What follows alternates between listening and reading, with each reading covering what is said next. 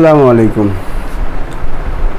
ভাঙা ভার্চুয়াল স্কুলের পক্ষ থেকে সবাইকে শুভেচ্ছা ও স্বাগতম। আমি সৈয়দ আলম, পিরিয়ারচর উচ্চ বিদ্যালয়, ভাঙা ফরিদপুর।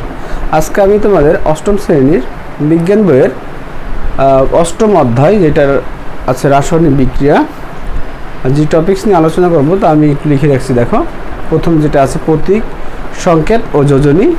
পরেরটা আছে দেখো যৌগমূলক, রাসায়নিক সমীকরণ ও সমতাকরণ। আর রাসায়নিক বিক্রিয়া, যেটা বিভিন্ন ধরনের বিক্রিয়া আছে, যেটা সংযোজন বিক্রিয়া, প্রতিস্থাপন বিক্রিয়া, প্রশমন এবং দহন বিক্রিয়া। তো আসো তাহলে শুরু করা যাক। দেখো, প্রথমে যেটা আছে, যে বিষয়টা আছে প্রতীক। প্রতীক বিষয়টা হলো কি, যে কোনো মৌলের ইংরেজি ও ল্যাটিন নামের সংক্ষিপ্ত রূপকে আমরা প্রতীক বলবো। তো কেমন বিষয়টা দেখো, এইখানে আমি একটা যোজনীর চার্ট লিখে রাখছি। এইখান থেকে আমি যদি প্রতীকগুলো হিসেব করি, তোমরা সবাই জানো যে এইটা আমরা যদি হাইড্রোজেন লিখি, হাইড্রোজেন, তো এইখানে প্রতীকটা হয় কি এইচ। তারপরে যদি আমরা ক্লোরিন বলি, সেটার প্রতীক হবে সিএল। তারপরে যদি আমরা আয়োডিন বলি আই। এইগুলো সবই, অক্সিজেন বললে ও, নাইট্রোজেন, ফসফরাস, সালফার, এইগুলো সবই প্রতীক। তো আর একটা বিষয় হলো, দেখো অনেক ক্ষেত্রে দেখো তো আমরা এটা কি বলি, কার্বন, তারপরে বলি কি ক্যালসিয়াম, তারপরে cadmium CD, chlorine CS, caesium. তো এইখানে বিষয়টা কেমন দেখো, এখানে শুধুমাত্র সি লিখছে, এখানে পরে লিখছে সিএ, যেন এই যৌগ এই মৌলের নামগুলো যেন একই না হয়, সেক্ষেত্রে দেখো এরপরে একটা অ্যালফাবেট ইউজ করছে। প্রথমটা বড় হাতের, পরেরটা ছোট হাতের দিয়ে ভিন্নতা প্রকাশ করার জন্যই এই নাম প্রতীকের ক্ষেত্রে একটু ভিন্নতা আসছে। কারণ এক একটা তো আলাদা আলাদা মৌল, এটা ক্যাডমিয়াম, এটা ক্লোরিন, এটা সিজিয়াম। আবার যদি আমরা এরকম বলি যে এটা কি বোরন, এটা কি বেরিয়াম, বিই বেরিলিয়াম, বিসমাথ। এই ক্ষেত্রে দেখো যে বি এখানে লিখছে বোরন, পরে লিখছে বিএ, ওই যে ভিন্নতা প্রকাশ করার জন্য এখানে বেরিয়াম, এটা হচ্ছে বেরিলিয়াম আর বিসমাথ। তো প্রতীক এইভাবে। তাহলে আমরা সংজ্ঞাটা কী বললাম, যে কোনো মৌলের ইংরেজি অথবা ল্যাটিন, ইংরেজ ও ল্যাটিন নামের সংক্ষিপ্ত রূপকে আমরা প্রতীক বলি। তো ল্যাটিন নাম কোনগুলো দেখো একটু খেয়াল করে, যেরকম আমরা লিখতে পারি, এই পাশেই লিখি। এইখানে হলো সোডিয়াম, যেটা আমরা বলি সোডিয়াম, কিন্তু ইংরেজি নাম হলো সোডিয়াম, কিন্তু প্রতীক ইউজ করি এনএ। এনএতে হলো কি ন্যাট্রিয়াম। এরপরে যেটা আছে আমরা লিখি, দেখো একটু তোমাদের এখানে আমি লিখে রাখছি, দেখো পটাশিয়াম। পটাশিয়ামটা আমরা, পটাশিয়াম হলো ইংরেজি নাম, কিন্তু ল্যাটিন প্রতীক দেবে ক্যালিয়াম। এরপরে আছে দেখো কপ্রাম, সিইউ, কিন্তু আমরা এটা বলি কপার, এটা হলো ল্যাটিন। এগুলো সবই ল্যাটিন নামের দিয়ে প্রকাশ করা বা প্রতীক দ্বারা প্রকাশ করা হয়, কপ্রাম। এরপর হচ্ছে আর্জেন্টাম, সিলভার, যেটা বলি সিলভার। এরপর হচ্ছে অরাম, মানে আমরা গোল্ড বলি, যেটা এই ইউ দ্বারা প্রকাশ করে। এখন এটার ক্ষেত্রে দেখো, এটার ক্ষেত্রে দেখো সোডিয়াম, ন্যাট্রিয়াম, ক্যালিয়াম, কপ্রাম, তো আমরা কপার বলি। আর্জেন্টাম, যেটা আমরা সিলভার বলি, এইউ, অরাম, ল্যাটিন নাম হবে অরাম। তো আর আসছে দেখো এফি। এফির ক্ষেত্রে কি লিখি, ফেরাম, যেটা আমরা বলি আয়রন, আয়রনের প্রতীক। প্লাম্বাম, ল্যাটিন নাম হবে প্লাম্বাম, কিন্তু প্লাম্বাম পিবি দ্বারা প্রকাশ করে, সরি প্লাম্বাম। হ্যাঁ, এরপরে যেটা আছে দেখো, এই যে ল্যাটিন নামগুলো, তাহলে উচ্চারণ কি হয় সোডিয়াম, কিন্তু আমরা বলি এনএ প্রতীক। ক্যালিয়াম, ল্যাটিন উচ্চারণ যেটা, ক্যালিয়ামের এখানে আমরা কে লিখি কপরাম, কিন্তু বলি হচ্ছে কপার। এখানে বলি পটাশিয়াম, এখানে বলি আর্জেন্টাম, কিন্তু বলি সিলভার। অরাম, কিন্তু আমরা এটার বলি গোল্ড, বা প্রতীক দ্বারা প্রকাশ করা হয় এইভাবে। ল্যাটিন প্রতীক দিয়ে প্রকাশ করা, কিন্তু উচ্চারণের ক্ষেত্রে আমরা ইংরেজি নামগুলো বলি। এরপরে দেখো যেটা বলছে যে সংকেত। সংকেতের ক্ষেত্রে যে বিষয়টা, সেটা হলো সংকেত হলো কোনো মৌল বা যৌগের অণুর সংক্ষিপ্ত রূপকে আমরা সংকেত বলবো। কেমন সেই বিষয়টা দেখো, এইখানে অক্সিজেন আমরা বলি না, অক্সিজেনের অনুসংকেত O2, হাইড্রোজেনের অনুসংকেত H2, তারপর নাইট্রোজেনের অনুসংকেত NO2।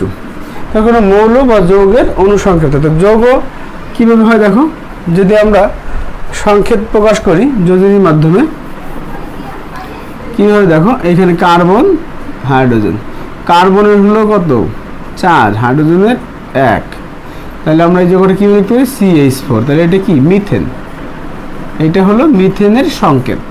আবার তোমরা সবাই জানো পানির সংকেত H2O, এটা কি পানির সংকেত। এখন এইখানে কীভাবে হয়েছে, হাইড্রোজেনের হয়েছে 1 যোজনী, অক্সিজেনের হলো 2 যোজনী, তো এইখানে আমরা এইভাবে রিপ্লেসমেন্ট করে বা এক্সচেঞ্জ করে আমরা H2O, এটা হলো পানির সংকেত। ওই যে বললাম যে কোনো মৌল বা যৌগের কোনো সংক্ষিপ্ত রূপকে আমরা সংকেত বলবো, তো যৌগের মাধ্যমে আমরা এইভাবে সংকেত লিখতে পারি। এগুলো অণু, এগুলো হলো এক বা একাধিক পরমাণু যৌগ গঠন করছে। তো এই যোজনীর পরে যেটা আছে দেখো সংকেত, সংকেত আমরা সংকেত এইভাবে লেখা হয়। এরপরে আছে যোজনী, যোজনীর ক্ষেত্রেও আমরা এইভাবে লিখতে পারি। যোজনী আবার এখানে দেখো একটা 4 দিয়ে দিছি, যোজনীর ক্ষেত্রে খুব ইম্পর্টেন্ট, যা আসলে এই বিষয়টা না জানলে পরবর্তী ক্লাসে তোমাদের অনেকটা সমস্যার সম্মুখীন হতে হবে। সেক্ষেত্রে দেখো অধাতু মৌল, ধাতু মৌল, যৌগমূলক, তোমাদের বইতেই আছে একটা, তোমাদের বোঝানোর স্বার্থে আমি একটু উঠে রাখছি। দেখো হাইড্রোজেনের এখানে প্রতীক, এগুলো সবগুলোর যোজনী। তার আগে একটু বলি যোজনী কাকে বলে। যোজনীটা এমন যে সাধারণত দেখো যোজনী সংখ্যাটা কেমন হয়, যে কোনো পরমাণু আরেকটা পরমাণুর সাথে যুক্ত হয়ে যে ক্ষমতা, সেটা হলো যোজনী। তোমাদের বইতে যেটা আছে দেখো এখানে লেখা আছে যে অক্সিজেন, মানে এরকম অক্সিজেন দিয়ে হাইড্রোজেন দিয়ে, এইটাকে কি বলে, এইটাকে বন্ড বলে বা বন্ধন বলে, হাওয়ার হাতও বলে। তার একটা অক্সিজেন যতগুলো হাইড্রোজেনের সাথে যুক্ত হতে পারছে সেটা তার যোজনী। হাইড্রোজেন যেহেতু একটা অক্সিজেনের সাথে যুক্ত হয়েছে, তো একটা হাতের মধ্যে যুক্ত হয়েছে, তাহলে সে হাইড্রোজেন যোজনী 1।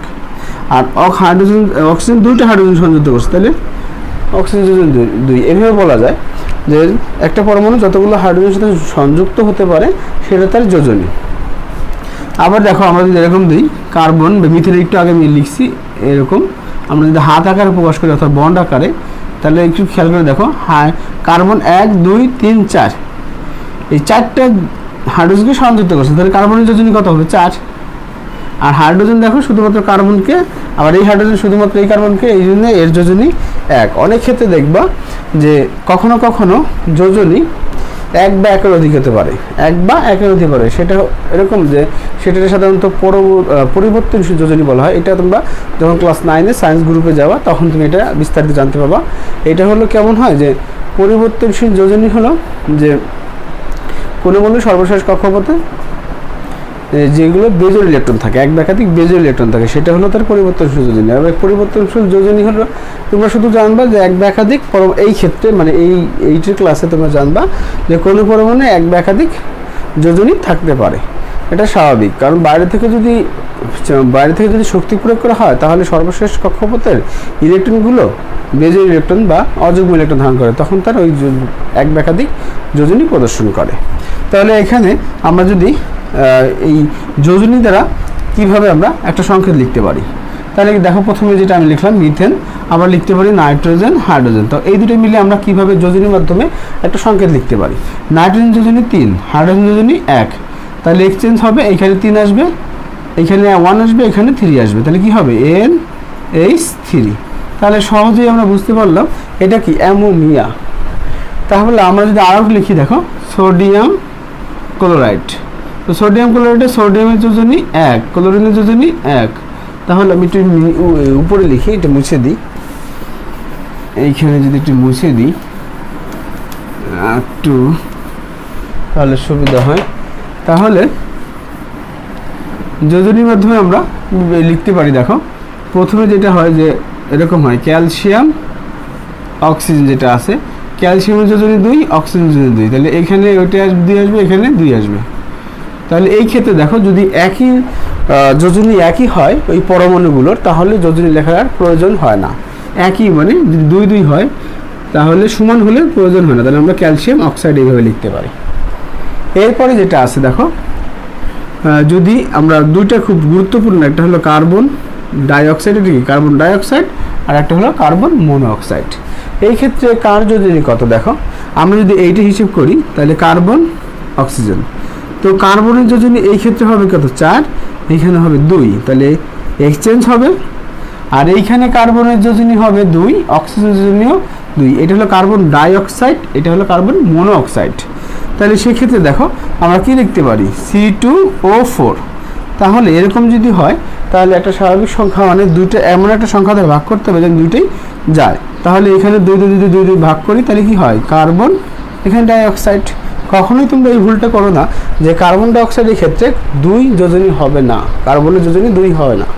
এই যে এক্সচেঞ্জের মাধ্যমে ভাগ করার মাধ্যমে বিনিময় ভাগ করে বিনিময় করার মাধ্যমেই হলো কার্বন ডাই অক্সাইড। এরপরে দেখো এইখানে যদি আমরা এক্সচেঞ্জ করি তাহলে কি হয় 2, এখানে 2 হয়।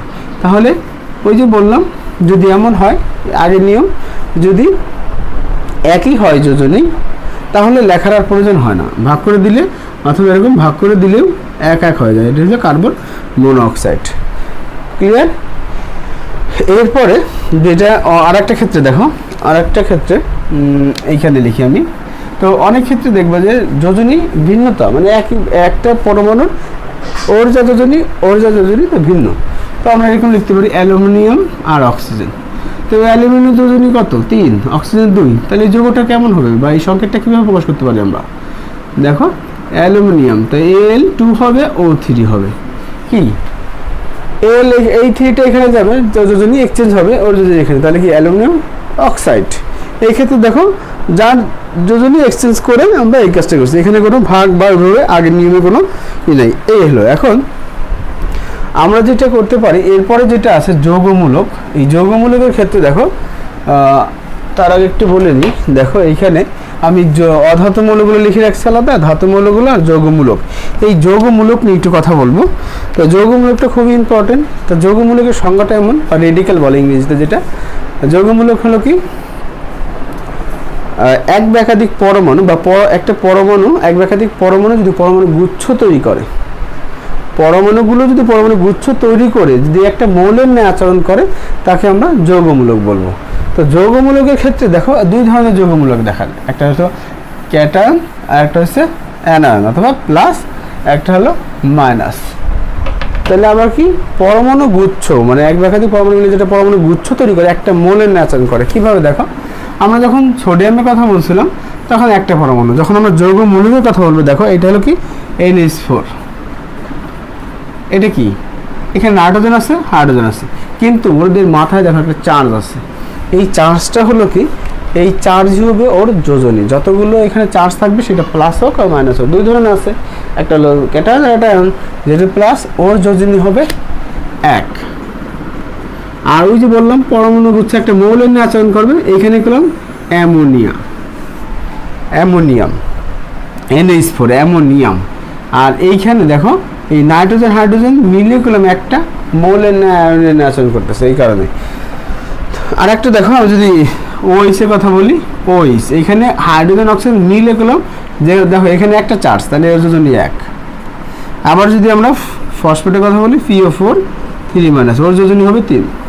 এটা হলো অ্যানায়ন, এইটা হলো ক্যাটায়নের ক্ষেত্রে। তাহলে এই যোজনীগুলোর ক্ষেত্রে এটা কি আছে একটু দেখো।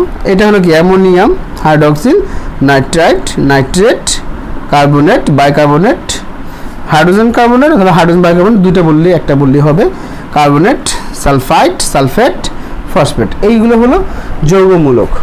তো যৌগমূলক দ্বারা আমরা কিভাবে একটা যৌগ অথবা সংকেত লিখতে পারি দেখো, সেইটা একটু ট্রাই করি আমরা। এখানে লিখলাম NH4 প্লাস, বুঝো। এখানে লিখলাম ক্লোরিনের ক্ষেত্রে আমরা তো এখানে যেহেতু NH4 প্লাস মুছে দিই, ওর যোজনী কত 1, ক্লোরিনের যোজনী কত 1। এখন কথা হলো এটা প্লাস এটা মাইনাস। এখন ক্লোরিন মাইনাস হয়, কেন মাইনাস হয়? কারণ ক্লোরিনের সর্বশেষ কক্ষপথে ইলেকট্রন বিন্যাস করি 2, 8, 7। ওর সর্বশেষ কক্ষপথে কয়টা আছে? 7টা। তো একটা ইলেকট্রন নিলে সে 8টা হয়ে যায়, সে অষ্টক পূর্ণ করে অথবা সুস্থিতি হয়, এই জন্য ওর একটা ইলেকট্রন হচ্ছে, এই জন্য এটা মাইনাস। এখন আমরা জানি যে অ্যামোনিয়ার যোজনী 1 ও ক্লোরিনের যোজনী 1। তাহলে আমরা যৌগটা কীভাবে লিখতে পারি দেখো, NH4Cl। যদি বলছিলাম যে যদি একই যোজনী হয় তাহলে লেখার প্রয়োজন হয় না, আর 1 তো লেখার কোনো প্রয়োজনই হয় না। Ammonium chloride. এখন অ্যামোনিয়াম ক্লোরাইডের ক্ষেত্রে সবচেয়ে যেটা অসুবিধা হয় তোমাদের, যেটা আমরা কোনটা আগে লিখবো, প্লাস না মাইনাস। তাই এরকম যৌগ লেখার আগে অবশ্যই প্লাসটা আগে লিখতে হবে।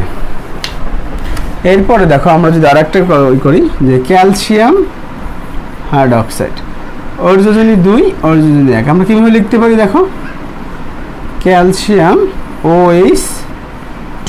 এখন কথা হলো যে স্যার আপনি কেন এই ব্র্যাকেটটা দিলেন? তোমরা তো জানো যে হাইড্রোক্সিল যৌগ মূলক। এখন এইখানে যদি তুমি এরকম লেখো CaOH2, এটা হবে না তো, কারণ হাইড্রোক্সিল একটা যৌগ মূলক, ওরা একটা মৌল নিয়ে আচরণ করতেছে।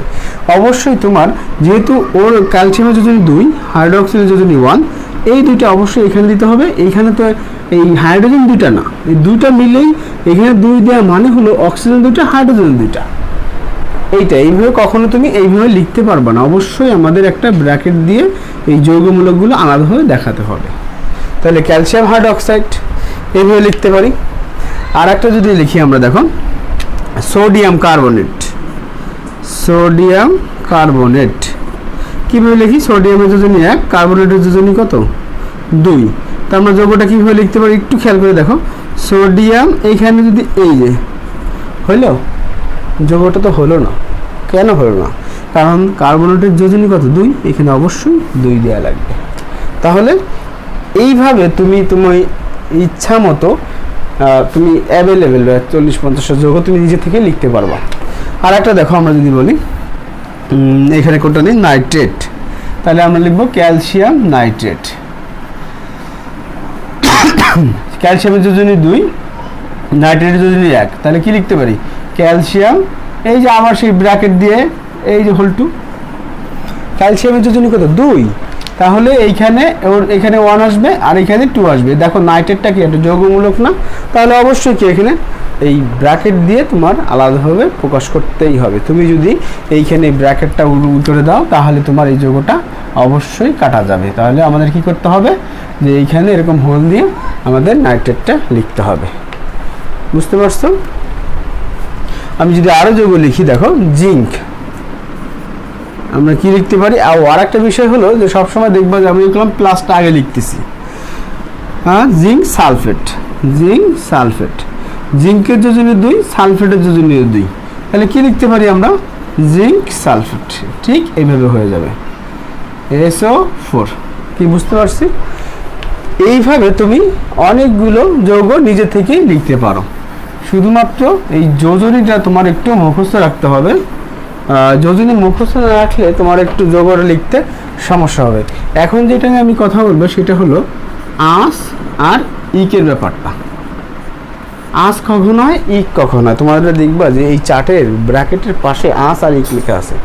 আঁশ আর ইক দেখবো যে ওই যৌগগুলো লেখা আছে যেগুলো এক বা একাধিক যোজনী রয়েছে, ওই মৌলের বা ওই পরমাণুর এক বা একাধিক যোজনী রয়েছে। প্রথম যেটা আছে দেখো এখানে আয়রন, আয়রনের যোজনী কত 2 আর 3, কখন আঁশ হবে?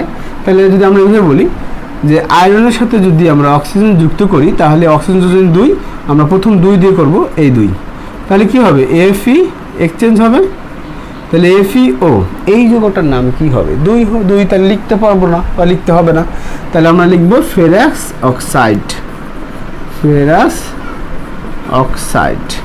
তাহলে আঁশ কখন হলো, যখন যোজনী কম হলো, যোজনী যখন কম ব্যবহার করা হবে তখন উচ্চারণ হবে আঁশ। কি ক্লিয়ার? তাহলে এই যৌগটার ক্ষেত্রে যখন আমরা আরেকটা কল্পনা করি দেখো, বা লিখি Fe, এইখানে যোজনী 3, এখানে যোজনী হলো 2, তো হলো এইখানে এক্সচেঞ্জ হবে, তাহলে কি লিখব Fe2O3। এই ক্ষেত্রে দেখো যোজনী কি বেশি ইউজ করা হয়েছে না, কার, আয়রনের, তাহলে কি হবে ফেরিক অক্সাইড, ফেরিক অক্সাইড। দেখো উচ্চারণ অলরেডি হয়ে গেছে ইক। তাহলে আমরা কখন আঁশ আর কখন ইক ইউজ করব, অথবা আমরা বলবো আঁশ হবে কোন যোজনী যখন ইউজ করব ওই পরমাণুর, আর যখন বেশি যোজনী ইউজ করব তখন হবে ইক। আবার যদি আমরা এভাবে লিখতে পারি কপার অক্সাইড, তাহলে এখানে হবে 2, এখানে 2 হবে, তাহলে কি হবে কপার অক্সাইড, না এখানে হবে কিউ প্লাস অক্সাইড। আমার যদি কপারের এখানে 2O দিই তাহলে হবে কি, কপারের কত একটু খেয়াল করে দেখো তো, কপারের হলো 2 আর হলো কপারের 2 আর 4, সরি কপার সরি 1 আর 2, 1 আর 2, তাহলে এইখানে 1 আর 1, তাহলে কত হলো? এইখানে হবে, এইটার নাম হবে কিউপ্রিক অক্সাইড, এটা হলো কিউপ্রাস অক্সাইড 2O। বুঝতে পারছি সহজেই কখন আর ইউজ করব। তাহলে যৌগমূলকের আর এই যোজনীর এই বিষয়টা খুব ভালো করে পড়তে হবে। তাহলে আমাদের রাসায়নিক, এরপরে যৌগমূলক। তাহলে তোমাদের বাড়ির কাজ দিয়ে দিই আজকে, একটু বাড়ির কাজটা দিব যে তোমরা এই যৌগমূলক দিয়ে আর এই মৌলের প্রতীক দিয়ে 30টি মৌলের নাম লিখবা। বাড়ির কাজ কি দিব? তোমরা নিজে 50টি মৌলের নাম লিখবা অথবা 20টি মৌলের নাম লিখবা। 20টি যৌগের নাম লিখো, নিজে বানাবা। কিভাবে দেখো, যে অ্যালুমিনিয়াম, আমি যদি অ্যালুমিনিয়াম এইখানে প্লাস যেহেতু, তাহলে অ্যালুমিনিয়াম ক্লোরাইড দাও, তাহলে অ্যালুমিনিয়াম 3 ক্লোরাইড 1, তাহলে কি হয়? AlCl3 aluminium chloride. এই তো আমার মনে হয় তোমরা পড়বা। এর পরবর্তী যেটা আছে দেখো, রাসায়নিক সমীকরণ। তো রাসায়নিক সমীকরণের ক্ষেত্রে দেখো, আমি একটা সমীকরণ লিখি, যেরকম লিখি যে হাইড্রোজেন আর অক্সিজেন, আমরা কি উৎপন্ন করব? পানি। আবার যদি লিখি নাইট্রোজেন আর হাইড্রোজেন, এখানে আমরা অ্যামোনিয়া। রাসায়নিক সমীকরণ হলো, দেখো এই ক্ষেত্রে আমরা রাসায়নিক সমীকরণ বুঝতে হলে প্রথমে দেখো, যেগুলো সাধারণত বিক্রিয়া করে সেগুলো আমরা বলবো কি? বিক্রিয়ক। আর যেটা উৎপন্ন হবে সেটা বলবো উৎপাদ বা বিক্রিয়াজাত। এখন দেখো, এই বিক্রিয়ক এক বা একাধিক বিক্রিয়ক যদি হয় তাহলে এরকম প্লাস চিহ্ন দিয়ে অ্যাড করতে হয় আর এই প্রতীক দিয়ে ইউজ করতে হয়। রাসায়নিক, এটাই হলো রাসায়নিক সমীকরণ। তবে রাসায়নিক সমীকরণের ক্ষেত্রে দেখো কি থাকবে? বিক্রিয়ক থাকবে, এক বা একাধিক বিক্রিয়ক হলে আমরা বিভিন্ন প্রতীক, সংকেত, এগুলো কি সংকেত এবং অ্যারো চিহ্ন দিয়ে আমরা প্রকাশ করব। আর এটারে বলবো, যেটা বিক্রিয়া করার আগের মুহূর্তে বলবো বিক্রিয়ক, আর বিক্রিয়া করার পরে যেটা হবে সেটা হলো উৎপাদ, ইংরেজিতে বলে রিঅ্যাক্ট্যান্ট, আর এটারে বলে প্রোডাক্ট। তো এইখানে দেখো বিক্রিয়ক আর উৎপাদ। তো রাসায়নিক সমীকরণের ক্ষেত্রে আমরা যেগুলো ইউজ করি, বা দেখো প্রথমে আমরা সংকেত ইউজ করছি, আবার বিক্রিয়ক একাধিক হলে কি করি? প্লাস করছি, প্লাস চিহ্ন দিয়ে আমরা সেটা সংযুক্ত করছি। এরপরে অ্যারো চিহ্ন বা তীর প্রতীক দিয়ে আমরা সেটাকে প্রকাশ করে এই পাশে যেটা উৎপন্ন হয়েছে সেটার আমরা উৎপাদ তৈরি করছি। এখন তাহলে রাসায়নিক, এইটাই হলো রাসায়নিক সমীকরণ। এখন পরবর্তী টপিক যেটা আছে রাসায়নিক সমীকরণের সমতাকরণ। এখন সমতাকরণের ক্ষেত্রে এই বিক্রিয়া যদি তুমি এইটা বাদ দিয়ে এইটা লেখো তাহলে একটু সমস্যাও আছে। দেখো, সমতাকরণ ব্যাপারটা হলো কি? বিক্রিয়ক আর উৎপাদে এদের পরমাণুর সংখ্যা সমান হতে হবে।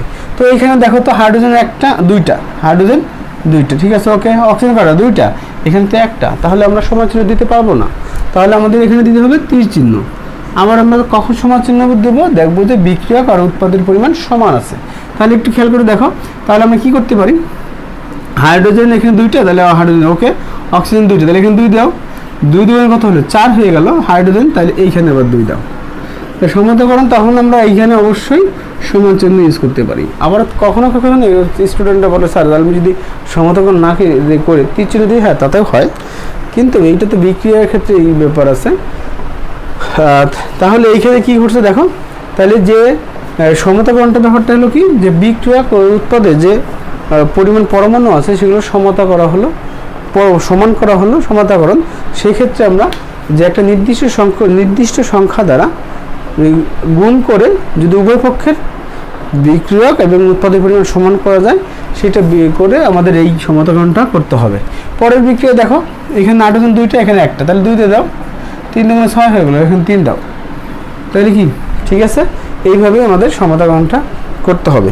তারপরে আমি পরবর্তী ক্লাসে আরও বিস্তারিত আলোচনা করব। পরবর্তী যে টপিকগুলো আছে আমি পরবর্তী পর্বে আলোচনা করব। ভালো থেকো। খোদা হাফেজ।